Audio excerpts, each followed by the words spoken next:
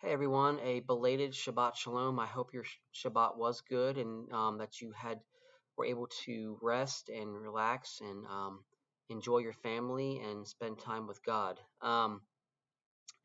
So today I'm going to actually go through the Parashah of this past Shabbat. It is Parashah 5, which is Hayyei-Sarah, which in English is Sarah's life. Um, so as this um, as this Parashah states, is going to actually start out with talking about Sarah's life, and then it actually gets into Yitzhak or Isaac's betrothal to Rebecca, and then through to the end of Abraham's life. So let's go ahead and get started. So we start at chapter 23 of Genesis, Bereshit, and verse 1. So this has to deal with Abraham purchasing Machpelah, which is the field and cave where himself and Sarah and subsequent generations of Jewish people will be buried. So in verse 1, there's a really weird thing that happens in verse 1. So it talks about that these were that 127 years were the days that Sarah lived, and then it repeats itself. These are the days of Sarah's life. It's just kind of an awkward phrasing. I don't know why they put it that way. I spent some time trying to think over it and why they would repeat that line when once would have sufficed. And there seems to be something there. Perhaps they were emphasizing that Sarah, it really lived during those years, or perhaps perhaps they just really wanted to emphasize um, that literally was how long Sarah lived. I mean, there's a couple things there. I'm actually going to go ahead and try to do deeper studies on that and try to really find out and see why that was like that. Sometimes, honestly, there's not really a reason for it. It's just basically linguistics. Maybe it was a prior manuscript where there was something maybe missing, and so it kind of comes off as awkward. So there's some possibilities as well. But long and short, that is how long Sarah lived, was 127 years, and then she passed away. Now, another interesting thing is it talks about Abraham coming to mourn over her. Well, where was he? Now that could be another linguistic thing where hey, the word "to come" was just used to you know, just you literally came and uh, walked over, to mourn her, or just a simple linguistic thing. But it seems to me that perhaps Abraham was not around um, when Sarah passed away. Perhaps maybe he was out in the field, or maybe he was handling an issue, or I mean, it could be a number of things where Abraham literally had to come over after maybe one of the servants ran to him and told him that Sarah had passed away, or she was getting ready to pass away, or anyways, in any event, he had to come over to actually witness that she had passed away and then mourn for her. And it's interesting. These things may seem like little slight nuances that don't matter, but at the same time, it gives you a better picture of what actually happened. The linguistics kind of bring out a better picture. If you're trying to envision, really in real life what was happening, these linguistic pieces can kind of help to give a better picture of what was happening. Some action in it, like Abraham just didn't mourn for her, but he came from someplace else to come mourn for her, and so there are bits and pieces that give you a bigger picture of what's going on. All right. So Abraham obviously has to bury Sarah, and he's a sojourner in the land. So he really doesn't own any place in the land of what will become the future land of Israel. And so he has to find some place to bury her. Um, Now it's interesting that he uses that as a burial plot from then on out. It's almost like, even though he hasn't conquered um, the land yet, that he's already placed himself and those who um, pass away between then and the official conquering up on the land, that he's already put himself in the land permanently.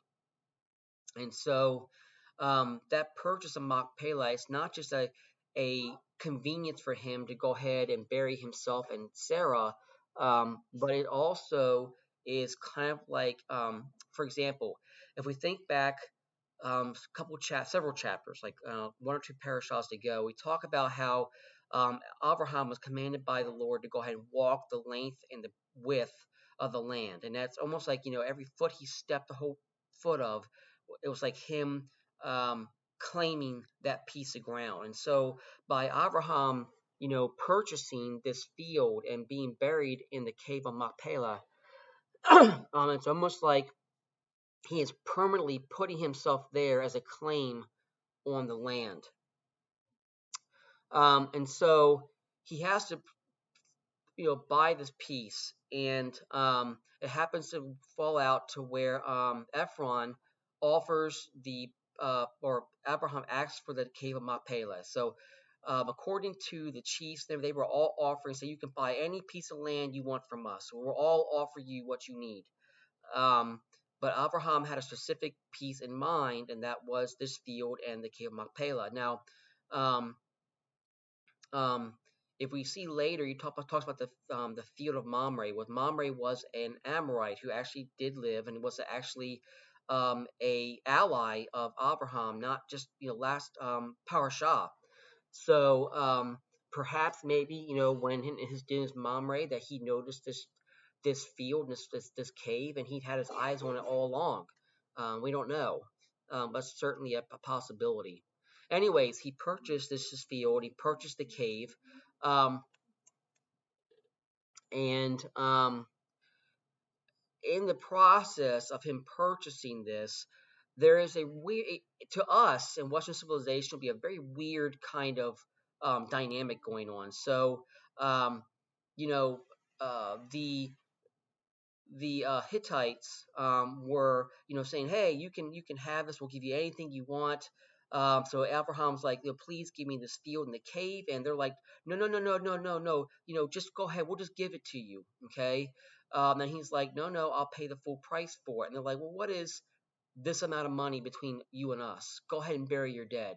And then Abraham, it says in there, listened and heard what Ephron had said, then went ahead and weighed out the money and purchased it.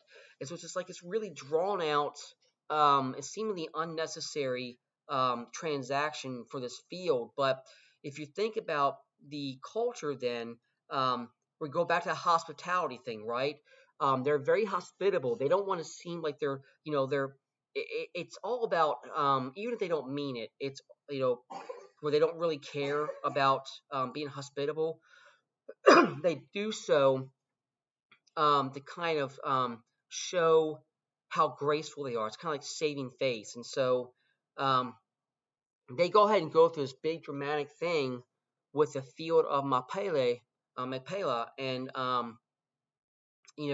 trying not to seem like they're forcing things, trying to like not trying to get over on Abraham, trying to seem like they're very hospitable. No, just take the land. That's not what they really mean, but they're trying to make it seem like though they're really going out of their way, and they're finally okay. If you insist, Abraham, we'll go ahead and take the money for the field. But the whole all along, the whole entire thing was they were going to ask for a certain amount of money for the field, but it's all a lot of jockeying and positioning and just you know a lot of showing how they look to others. It's a very showy type of transactioning. And either way, the Abraham makes a purchase for the amount of silver offered, um, and um, and so So, anyways, and I don't want to get to me. It doesn't seem like it's just some cold transaction where you know, Ephraim, and those are all put on a big show, and they don't really care less what happens to Abraham. We're just going to a big show to finally get to the place where you go ahead and give us the money and we give you the land. I mean, I honestly do think there was a little bit of compassion there for Abraham. I don't think it was some cold transaction where, there was no care involved. Yes, this whole spiel was put on because of culture, but I really do think there was, at least to me, it's kind of insinuated there was some compassion for Abraham, and they weren't just trying to get over on him. And so it kind of, to me, it speaks the thing that, yes, the people of that land were they were pagan, and they were not the most moral people around, but they weren't at the point to where they were ready to be taken over. And that kind of showed where there was still some hospitality, still some grace with these people, at least at this point in time. All right. So, all of this takes place, by the way, at the gate of the city. And this is a very important place for transactions and any other kind of issues we worked out in that ancient civilization. So, here in Western civilization, we go to a courtroom, we go ahead, or we go to a place to have things signed off on, office, whatever. Everything's really private with this kind of thing. But in Eastern civilization, especially then, everything was very public. So whenever you had an issue that needed judicial stance on it, or they went ahead and made a purchase, or anything needed to be worked out, it was all done in plain view of everybody in the city, either coming or going. And that's a way for everybody there to bear witness what was going on, and there was no funny stuff happening. Where it was fair, the transaction was fair, and no one could come back later and say, "Hey, this wasn't done right," unless the whole entire city was malicious. Then that'd be a whole different story. But generally, that's not how it worked. Okay. Another thing I noticed was that, piggybacking off what I was taught about Ephron and kind of how they relate to Abraham, they actually really seemed to have a better relationship with them than Abraham had with the Philistines. So that relationship with the Philistines, like we talked about last Parashah, that was already seeming like it was already a strained relationship right out of the gate. And so this seems to be a little bit better, at least for the interim, until the sinfulness of the Amorites becomes full. And then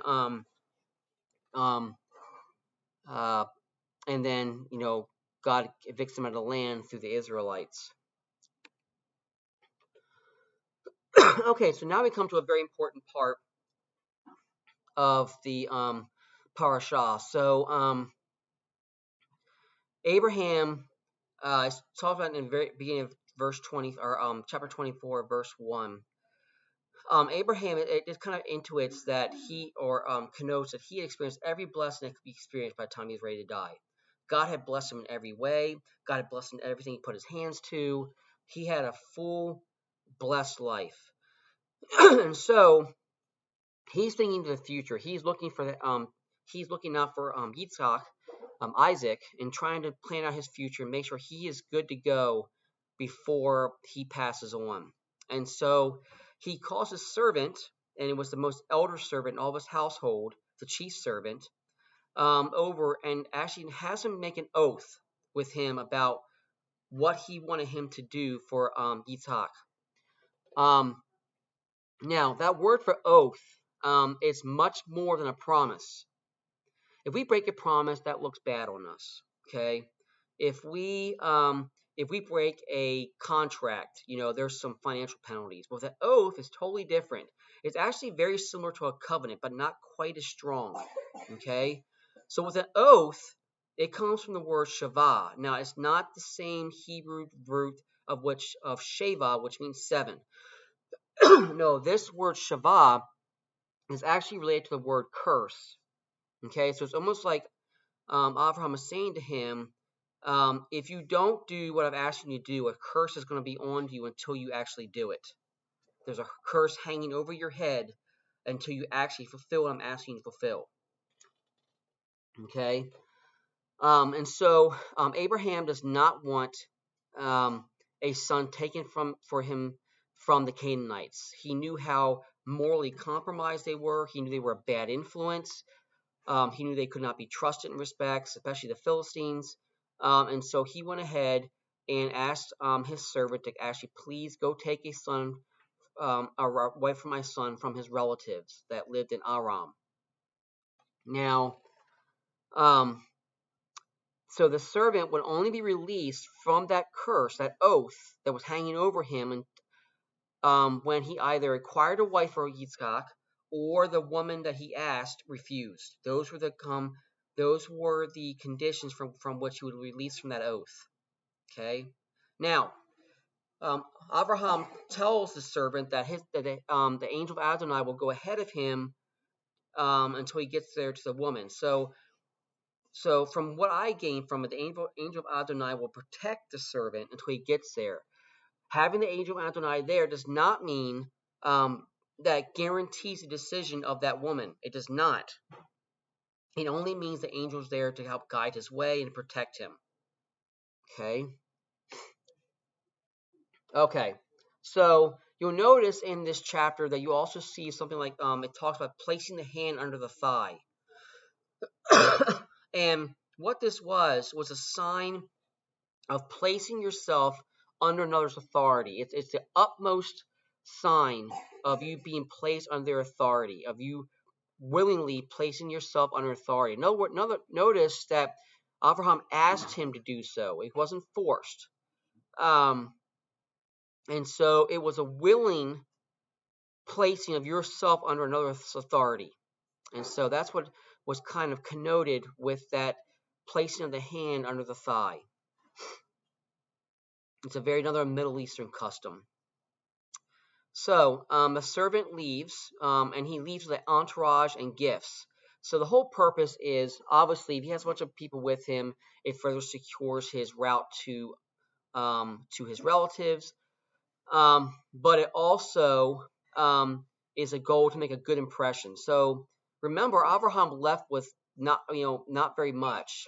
It was basically the shirt on his back and his wife and several other things that went with him. But he was not the man he is now, and with all the success he has. And so if he's wanting to court Rebecca to come back from that land and become Yitzchak's wife, he has to prove that his family can take care of Rebecca, and who will soon be that wife. And so the goal was to make that impression, actually show his family, hey, I can be trusted.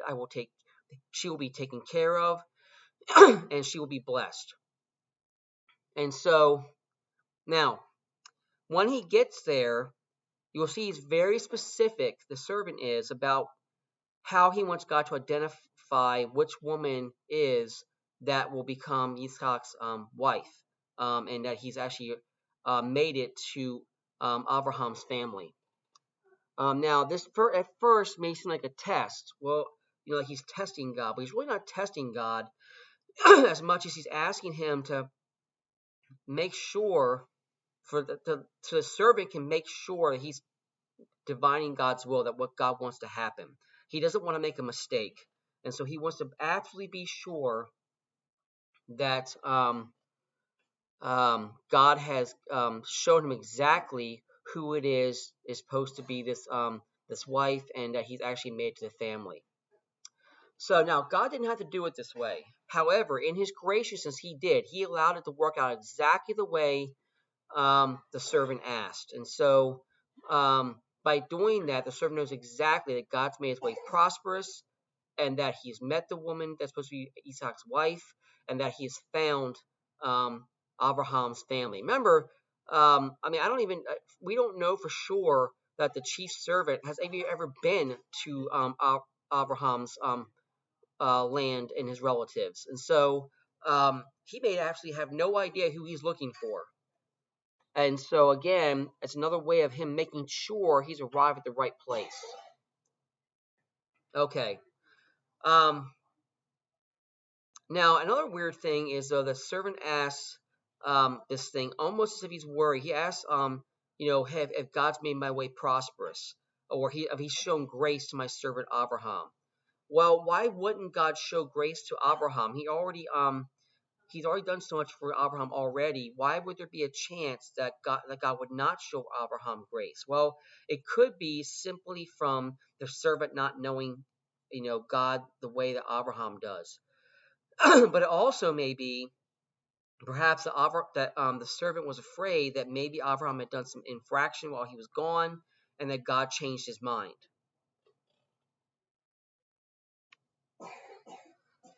Okay. Now, when we first meet Rebecca, the very first thing just jump out at us is that her hospitality is on display. Okay, she didn't have to do anything that she did for that servant or his camels and everything else. But Rebecca went ahead and did it anyway. She showed a hospitality very similar to that of Abraham, which is a kind of hospitality God approves, a kind of person that God approves of. And so that was another sign right there to, it wasn't just her actually going through the act, it was her heart in the act that stood out to to Abraham's servant and kind of further confirmed who she was. Now, once his servant realizes this is the woman right here, he doesn't waste any time. He goes out and gives her gold jewelry, immediately asks, who's her family and is there room for him to stay the night. I mean, he is on a mission. He knows exactly that God's getting him success. He's not wasting any time. He is wanting to go ahead and meet these people and get everything underway and return successfully with good news to his servant, or to his master, Abraham. And so once his servant finds out who her family is, that just seals the deal. And he immediately bows down and worships God for giving him success, for leading him to like kind of this needle in a haystack kind of scenario. And it just shows him coming to know God even more, coming to know God's faithfulness even more. Now, funny thing is, it's kind of funny. So he's there at the well, and she has just finished watering his camels, giving him a drink. And all of a sudden, after hearing this from the servant and receiving the gold earrings and stuff like that, she goes rushing off to her family to tell them what's happened, leaving the poor dude there at the well. And so eventually Laban comes back, and he's like, why are you standing here at the well? So I don't know if Laban maybe perhaps expected him to accompany Rebecca back to their family or what, but it's just kind of a funny scenario where, Rebecca just runs off, and I don't know if she assumed that the servant was with her or not, but she's real excited and just, in the rush of everything, Laban has to come out and retrieve the servant and all those with him and bring them to their family. And again, we see the typical Middle Eastern hospitality extended to the servant. Place to stay and eat, and my house is your house kind of deal. And this is also the first time I meet Laban. That's going to be important because Laban becomes a central character in the next Parashah and the one after.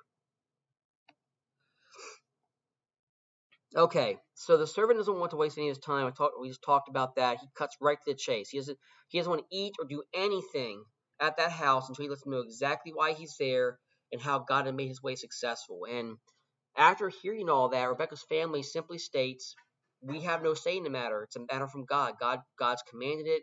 God's ordained it. We don't have anything to say about it." Which is kind of interesting because later on we do read that actually they were kind of, apprehensive about sending Rebecca off with this strange person, this stranger. Even though everything seemed on the up and up, they were still hesitant. So even though it kind of shows human nature, even though we're like, yeah, God's in control and he's done this, at the same time, there's still a part of us that doesn't completely trust like it should. All right, so Abraham's servant gives gifts to the family. And those gifts weren't just like, hey, here's some cool things to give to you because you're our family. It was to demonstrate Abraham really was prosperous. Was to demonstrate Abraham's hospitality and love for his own family. So there's a lot mixed in to giving those gifts. It wasn't just to, hey, here's some gifts because I'm taking your daughter away. It wasn't exactly like a dowry.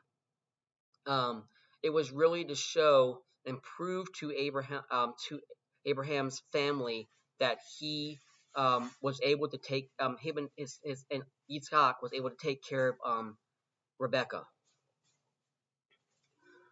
All right. Well, so after celebrating Rebecca's betrothal, the servant, as he has been the whole time, he's down to business. He was supposed to take her and leave in the morning.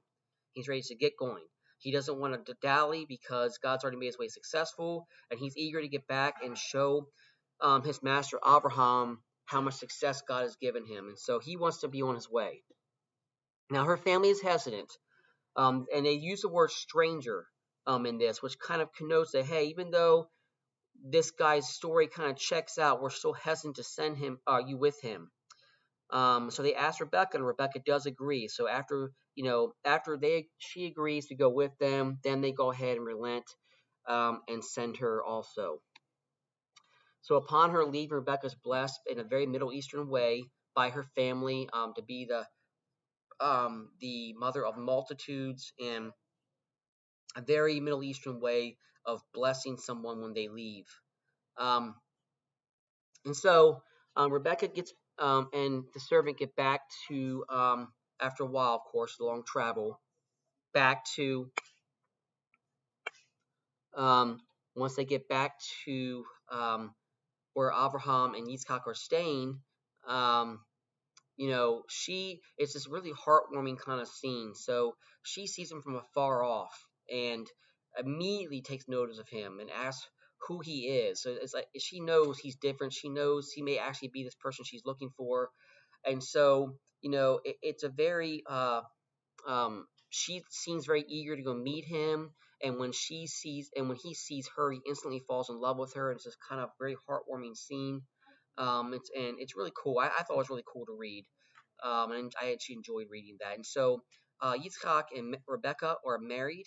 And it's another cool point here, where it seems that Yitzhak had been mourning his mother, ever since she passed. And so he's had a rough go of it. He's really mourning her. You can tell he was really close to his mother.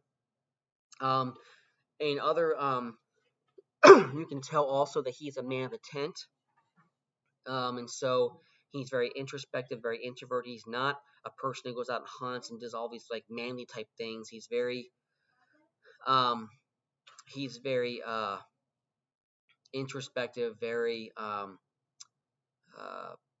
personable, very very much of a homebody. Okay. And so, anyways, God is gracious to Yitzhak, where Rebecca is used to kind of not just give him a partner to be with and somebody to love, but also to kind of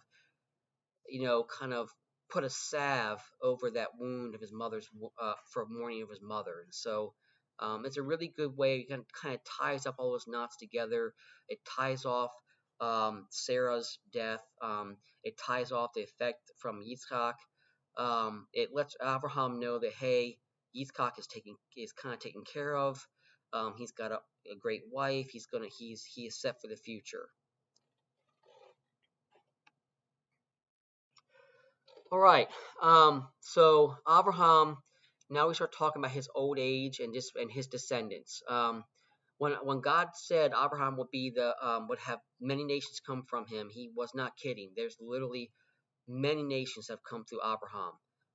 And even when we get to the exile of the northern tribes, that nation, that nations coming from him kind of paradigm continues to go on. And so God even uses some horrific circumstances and somehow turns that around for Israel's good. So we're in chapter 25 now. And so we read that Abraham takes a wife after Sarah's death. And from that wife, he fathers many, many more nations and tribes.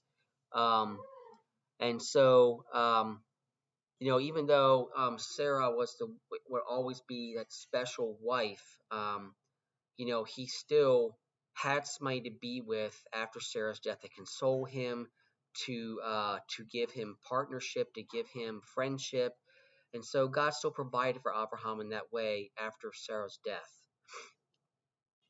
Um, so when he's about to die, he does. So here's the thing: he could have said, "You know what? You guys are not Yitzchak. You know, you know, I don't hate you, but at the same time, you're not privileged. I just need you to go ahead and leave now." But he didn't. He kind of treated them the same way he did Ishmael, where he got and went and gave them some gifts and things of that nature, and then sent them on their way. I don't know if he actually gave gifts to Ishmael and Hagar. They kind of left in a kind of a bad kind of way. Um, I would imagine he did, since Ishmael was his son, but it doesn't actually say that in scripture. But it does here say that he gave these other sons gifts and they were sent on their way. Okay. Another interesting thing is that all these children that Abraham had, besides Yitzchak, they were all sent to live eastward. So they were all sent out of the land and to live east of him. Okay, and I'm sure there's some kind of dynamic there of why the east is so important. But that's where they were sent. Okay, so eventually Abraham dies at a good old age. He's had a great life, a full life. He's had so many blessings from God. He's had wonderful children. He's got an heir to the covenant and to bring forth the people of God. He's had a wonderful things happen to him, and he couldn't be happier. He couldn't be more full. And so when he does pass away, he passes away with the knowledge that Yitzchak is taken care of. I've lived a full life, and God is going to fulfill his promises. Now, there's an interesting dynamic that takes place after he passes away. Now, there could have been a lot of sibling rivalry that took place after he passed away. Usually children will behave as long as the parents are alive, and then all of a sudden, after that, all bets are off. But in this instance, regardless of their relationship, they came together to honor and to bury him. Now, these sibling dynamics change definitely later on, but right now, there was unity for the family or the overall family's sake, and to honor Abraham. And so if you read again, he was old and satisfied. It goes way back to the beginning of our Parashah in 24:1, where it talked about and kind of insinuated Abraham's blessings and how his life has been, and now it reiterates that at the end. So it's kind of like a mirror of and kind of bringing everything full circle with this Parashah. All right, now at the end of this Parashah, we see where it talks again about Ishmael's blessings. It reiterates. So in other words, Ishmael just wasn't left out in the dark. God did fulfill his promises to Ishmael. He made specific promises over Ishmael, and it's reiterated here that God actually fulfilled those promises. Even though, again, Yitzchak was the inheritor of the covenant, God still, for Abraham's sake, blessed Ishmael, and he probably did the same for the rest of for the rest of Abraham's children as well. Okay. So, anyways, it goes through his blessings. It goes through his descendants and their tribes, that they created. And then in the last part, it talks about the Ishmael's death, but it used a very interesting word. It used the term "he fell." Now, that's not something that usually is just used when talking about someone passing away, but in this instance, it talked about he fell. So is that intuiting that maybe he didn't die a natural death and maybe he was killed? If you remember back to last Parashah, it talked about that Ishmael will be a wild donkey of a man, with him being against everybody, everybody being against him. So when we see this phrase at the end here, Was it connoting that Yishmael actually died a death from maybe a fight or a violent interaction with somebody else? Maybe that could be what it is. It wouldn't. It would definitely fit with what the angel of Adonai said about him last Parashah. All right, so that is the end of this Parashah. I know it was shorter than the other ones were, but it still has a lot of relevant, important material. So I do encourage you. I know you were listening to my video and my teaching on it, but please do go back and read the Parashah for yourself, so that you also may maybe see things that I didn't see. If you need prayer, as you can see, the email the email address is there for you to go ahead and send me the prayer requests, and I'll be more than happy to pray for you. Please, again, keep them anonymous. I only need your first name or the first name of the person you want me praying for, and just generally what's going on. That'd be perfect. Okay? All right. Well, brahot to you all, and I hope to see you next time. Shalom.